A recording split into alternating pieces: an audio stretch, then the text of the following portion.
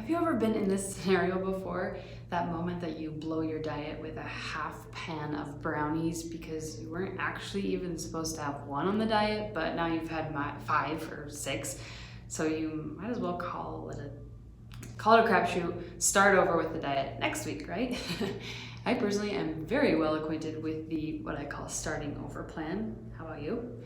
Hey, I'm Elizabeth, and I am here to help you become a woman of wellness by healing your relationship with food and loving your body. And today, I am helping you overcome the need to continually feel like you have to start over with your diet or exercise plan, and instead view it as this full journey with all of the ups, downs, bumps, and bruises that come with it.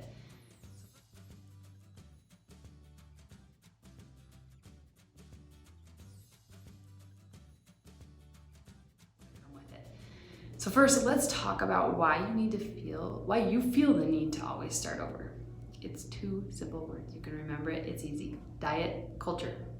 Our whole lives, this health and wellness industry out there, and probably more specifically the diet industry, has been telling us what foods we can eat, what amounts we can eat, which ones lead to the right amount of weight loss. And every time you started a new plan, you had certain foods that were allowed and certain foods that were off limits, right? Doesn't that sound right? The more that you dieted, the more likely you are to have a long list of foods that are considered fattening or unhealthy or bad for you because, well, diet culture told you so, right? The problem is diet requires us to be perfect, flawless human beings, and we're really not. And when we're not, we kind of go down that path of feeling unworthy and unmotivated because we couldn't keep up with it. But the good news is that you already know that there's absolutely no human being on this earth that is perfect. But somehow when we seek a diet, we're certain that we're going to be the first ones, right? It sounds really silly to say out loud, but trying to eat a perfect diet kind of makes us feel like we need to be a perfect person, wouldn't you agree? But what happens when stress creeps in or you go through a hard day? You've never had that, right? It's a long day, you aren't prepared, or you just don't feel like eating what the diet tells you that you're supposed to eat. The crap hits the fan, right? It really becomes this vicious cycle of restriction and binging, a cycle of starting and stopping and then starting over again. So today, I'm hoping to help you get off that emotional roller coaster because truthfully, isn't it so exhausting? I feel exhausting just talking about it.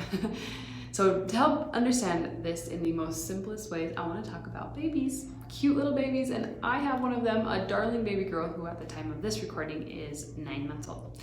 So you can imagine she is currently trying to figure out how to get her body from one place to another by trying to crawl, unsuccessfully so far, and pulling herself up on anything and everything that she can grab. In just 9 short months, my baby went from a 100% limp creature, not even being able to hold her head up, to sitting up and actually even attempting movement. In just a few more short months, oh, pray for me, she'll be crawling, walking, and then running away from me as fast as she possibly can. I already know she's gonna be that kid that I lose in the grocery store and find only because I heard a giant crash on the next aisle over. I know it's coming. Okay, but really, I do love her, and I especially love her determination. She has red hair like her mother. There's something about these babies that's super applicable to our relationship with food. You've probably been, or maybe currently are in a place where you feel 100% on a diet plan to help you navigate your nutrition. You may feel like you have no idea what to eat, how much to eat, and honestly, like what's really even healthy anymore. Essentially, you feel limp like the baby to this diet plan. Then you mess it up or you go off of it and you have absolutely no idea how to hold yourself up on your own. Then someone swoops in, picks you up, tickles you, and all is right in the world again. No, I'm just kidding. It doesn't work for adults, but it works great for my babies, so we'll take it.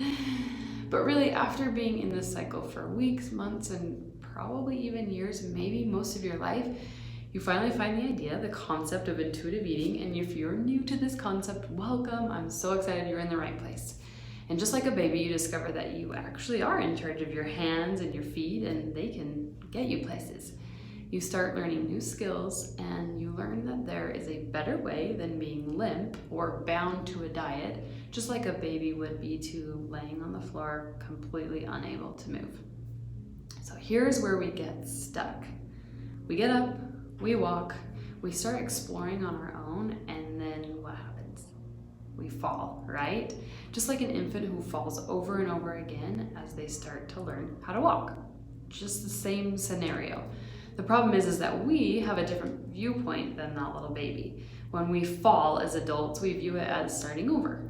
We often feel like we're back at square one. And I want to be here to tell you that you're never truly back at square one.